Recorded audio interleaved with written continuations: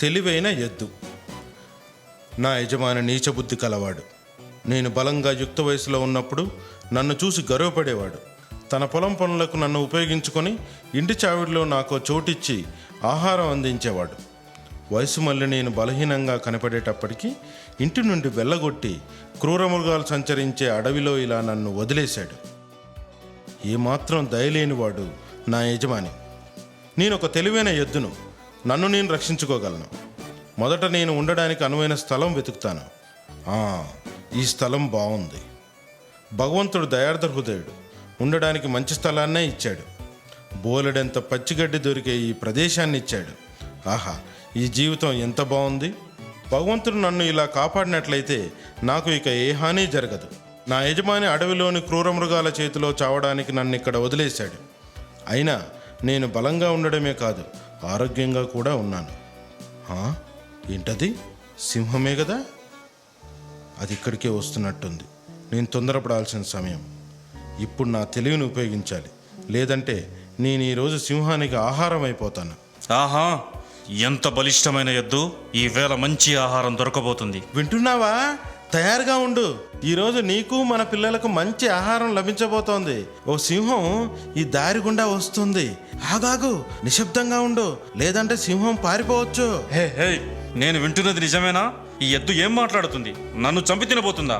వింటున్నావుగా, సింహం చాలా దగ్గరగా వచ్చేసింది. నేను సింహాన్ని కొమ్ములతో చంపేస్తాను.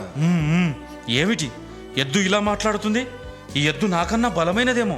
ఇప్పుడు అది నన్ను చంపేస్తుందేమో. ఇక్కడ నుండి పారిపోతాను.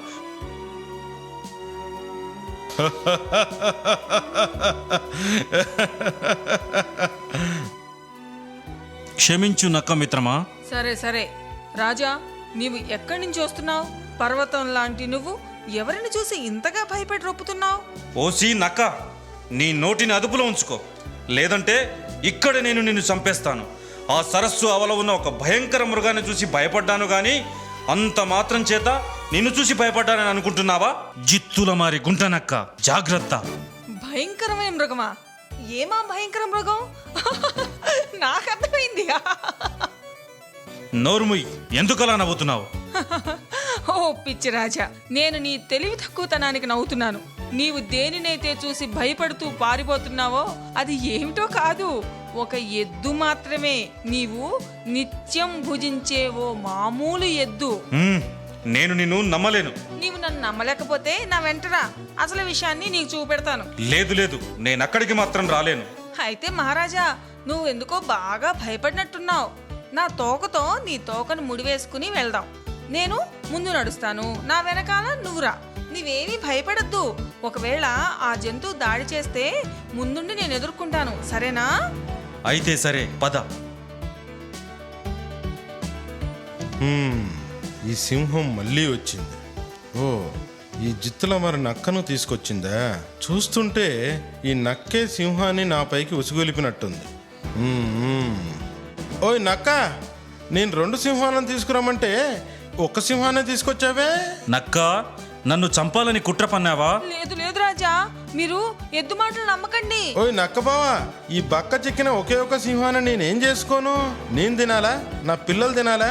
నా భార్య తినాలి కదా? సే జిత్తుల మరి నక్క, నీ సంగతి తర్వాత చెప్తాను. ముందు ఇక్కడి నుంచి పారిపోతాను. ఓ మహారాజా, ఆగండి ఆగండి ఆగండి, దయచేసి నా మాట వినండి. వెళ్ళొద్దు, ఎద్దు మాటలు నమ్మద్దు.